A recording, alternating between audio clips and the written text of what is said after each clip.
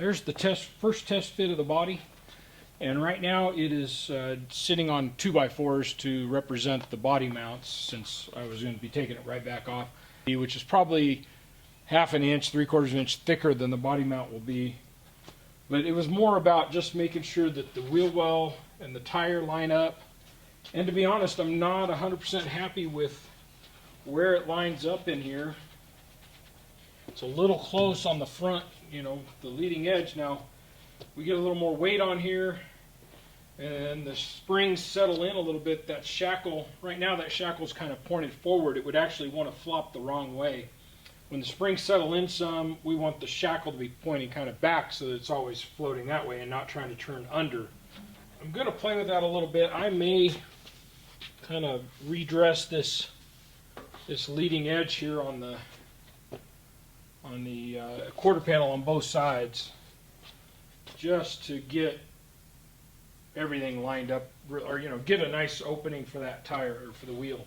I'd gotten to doing some more welding on here, and the more I looked at it, the more I was like, I really just want to make sure this looks right with the tires and wheels before we go too far, because right now, I mean, there's a lot of this that's welded and finish welded, but it's not that big a deal to come in here, take an extra inch or even 2 out, and then just redo the plate on the inside for the mud guard.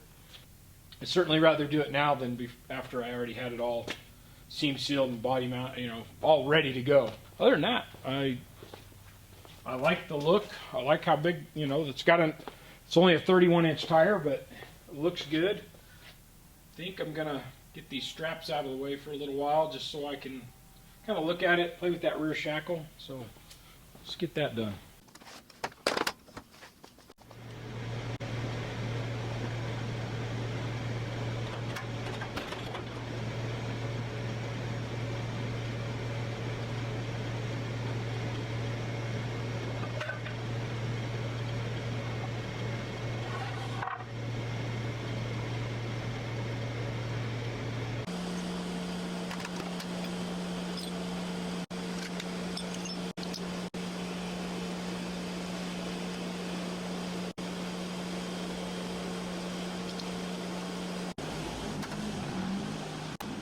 Well, hey, welcome back. It's been a couple days since I set the body on the frame, and I stared at it as well as done half a dozen other things around here.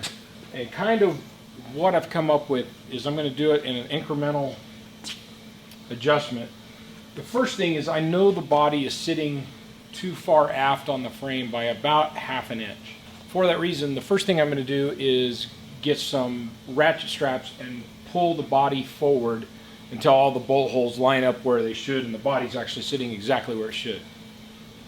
The second thing is I got under here and I measured the leaf springs, and I believe the leaf spring is a little longer from the rear, from the axle to the rear eyelet than it is from the axle to the front eyelet. Now I installed these, and this is a Rancho lift. I installed them the way they said, which was, they have a sticker that tells them it's a Rancho part number, and they said that goes to the front. I don't really know, but that's what the instructions said. But if the leaf spring is in fact longer behind the axle, then I'm going to flip the leaf springs around, run the longer side on the front. Now if there's somebody out there who knows that's a bad idea and can tell me why, not just that's terrible, don't do it, I'd love to know, because I have no idea. I don't know if running the leaf spring one way or the other makes any difference, other than I'm hoping I can push the axle back in this opening a little bit. Then the third thing I'm going to do to gain some distance here is a friend of mine stopped by, Robin. You've seen him in some other videos at times. In fact, he'll be here later today to help me with this whole project.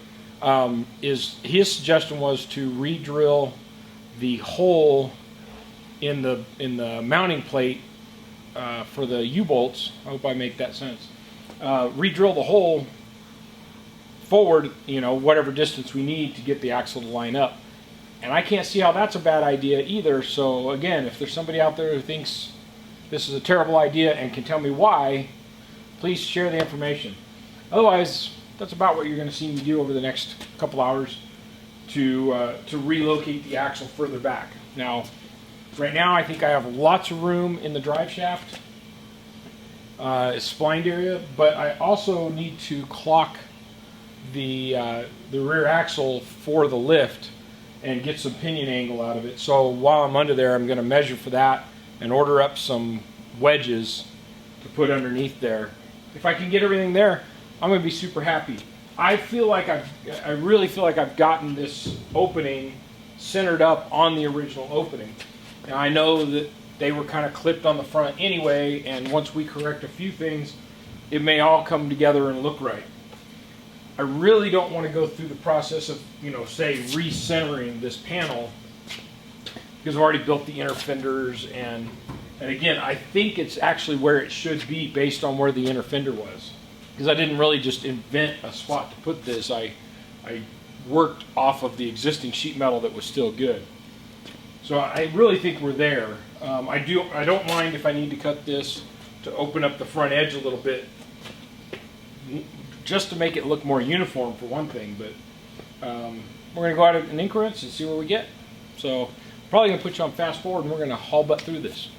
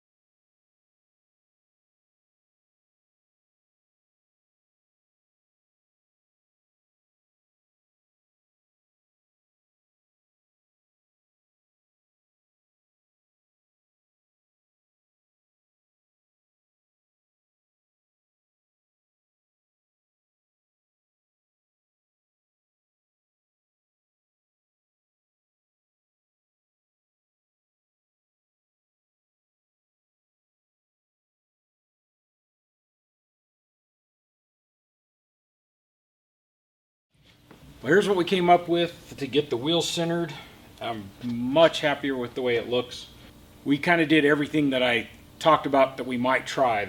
So the first thing I did was put some straps on the front of the body, pull the body forward a half an inch, which is where all the bolt holes line up. So the body's where it should sit.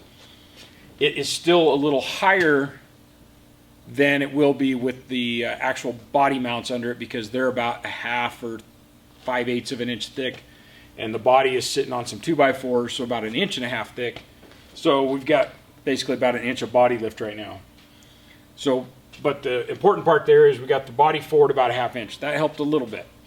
Then I took the springs off, laid them on the floor, we measured them, we verified that there was in fact a difference between the front eyelet and the center pin and the pin and the rear eyelet by about 5/16 of an inch. So flipping that around gained us about 5/8 of an inch of movement on the axle.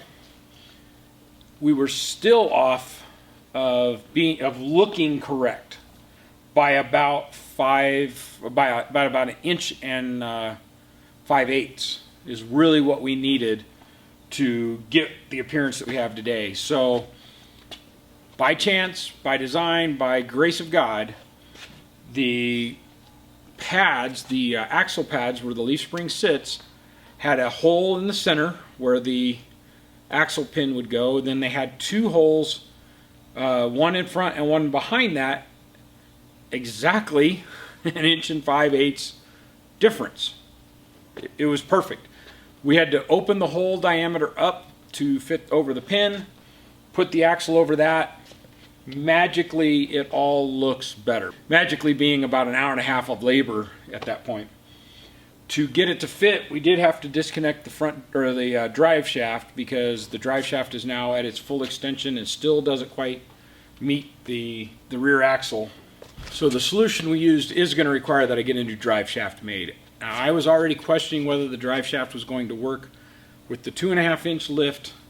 I was already starting to worry that at full droop the drive shaft would bottom out on the splines, and become the limiting factor instead of the shocks or some other less important part become the limiting factor for the droop. But it seemed like it was probably going to work okay, especially considering this is mostly going to be a street truck or out on a few dirt roads going up into Colorado mountains or something, not a heavy duty four-wheeler that that we're trying to get crazy articulation out of. The drive shaft's also only about 2 inches in diameter, so kind of feeling like I wanted a little beefier one anyway. I need to put shims in the axle or under the axle pads to get the pinion angle right. So I've just kind of got everything snugged up for now. Once I get those, I'll tighten everything down, get them torqued. That'll be the finish on that. Now, to complement the change in the spring perch, we also had to drill a new hole in the bottom bracket where the U-bolts go through and the nuts tighten up against it. So I've got a picture of that I'll show you. With that done, everything bolted together, I'm able now to measure for the new drive shaft, and I'll probably actually wait just a little bit longer on ordering a drive shaft just because I want to probably go ahead and get my pinion angle corrected, and that'll make me feel a little better about getting the measurements right. Shouldn't really change enough to worry about, but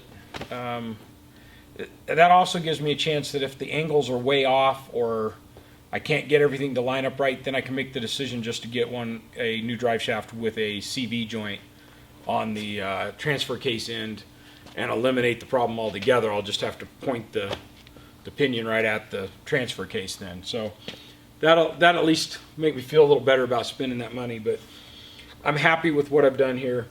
Now, for those of you who are thinking about doing this, where I made my error was not having the body on the frame when I started these wheel arches. I thought I was centering this wheel arch over the factory hole, and I may actually have, but the factory hole may have been off center anyway. The Scout had been worked on so many times, it's hard to know for sure what shape this Scout should have been from the factory, because there aren't a lot of them on the road, at least around here, for me to go compare one to. So what I should have done is put the body back on the frame, line it up, and then go with it. What I think would have happened had I done that is right now this front edge is tight to the inner fender, and had I moved this forward essentially 2¼ inches, 2½ inches, I would be into that inner fender way up here, and I would have had to modify the inner fender inside the truck, the wheel well inside the truck, to make it work. As it is, this bump out back here has me bugged, and I think any of you who are car guys probably feel the same way I do. It looks like it doesn't belong there. So while my buddy Robin was here, he kind of pointed it out, and so I realized it wasn't just me focusing on something that was a detail that just didn't look right, and we came up with a solution. We're just basically going to cut this flat face off and then basically take this point and move it to the back, which is just going to angle and I'll have to cut a wedge out of the inside of the floor, but that'll angle it back. It'll disappear completely from sight. It doesn't really make any more room because this back corner will still be the limiting factor, but the tire is nowhere near that. So I don't really need to make the wheel well larger. I just need to get rid of this ugly corner, and I'll do that on both sides.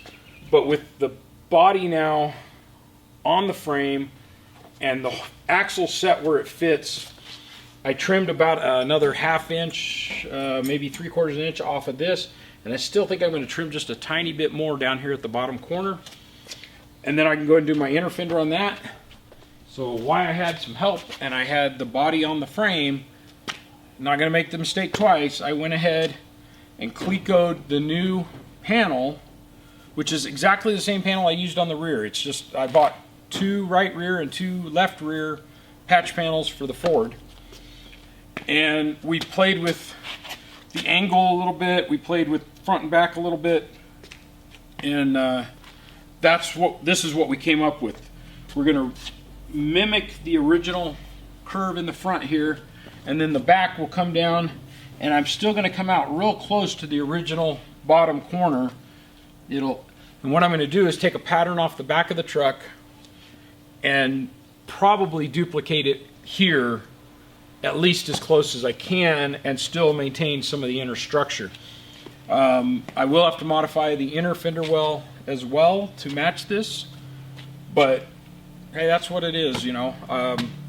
The good news is, from my perspective, is I have some final fitment that I'm happy with as far as these openings and getting fenders to look right, and it made a big difference in my approach to the truck. I was starting to kind of wear on me as far as the way certain things looked.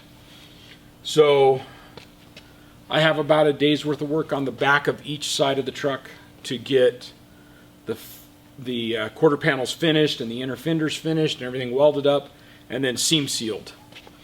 I have roughly a day's worth of work, maybe a day and a half on each fender. The nice thing is I'm cutting out a lot of my rot. I don't know how much, once I pull the fender off, I can look back here and see how much is back here that I'm still gonna have to work on.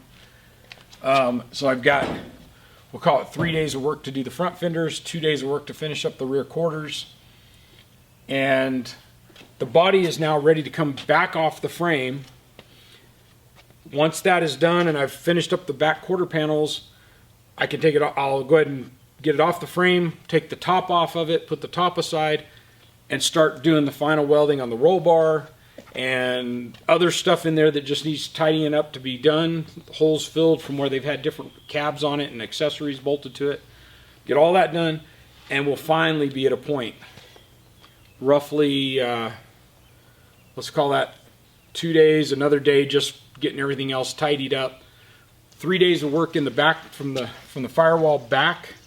I have about a half a day of work on the firewall itself. So we'll round up because I always seem to short myself time. 4 days more work and we'll be ready to start putting some undercoating on the body itself. Undercoat it, and we can begin looking at whether it's time to start the bed liner on the inside. And we're going to just use a tinted bed liner to make our interior. There's not going to be carpet or rubber mats or anything like that, and it's just going to all be bed liner on the inside in color that matches our interior. Like I said, front fenders, I think I'm having roughly a day, day and a half on each fender, so we got 3 days here. And then we got to do the dress up on the core support and battery box and stuff like that that needed some work. And we'll be ready to put this area back together. So we're approaching the end, guys. Unfortunately, there's a lot of this work that's not going to be real interesting, so I'm going to just blast through it on a lot of these next videos. I will do a pretty detailed video on the fender just so you guys can see how I get there. But the big part was standing back and just looking at it, and we looked at it for a couple hours before we finally had moved this around enough that we were happy with it. So with all that, I'm Jeff Allison. This is Allison Customs Project Card TV. Thank you for watching. Please like and subscribe. Hit the bell for notifications. Let your friends know what's going on over here so we get some more subscribers. We're approaching that 5,000 mark. I'm looking forward to it. I've kind of waited. That's been a mark number for me for a long time, and we're approaching it. So thanks everybody for who has joined and who follow along every week. So that's it for today, and I'll see you again next time on Allison Customs Project Card TV.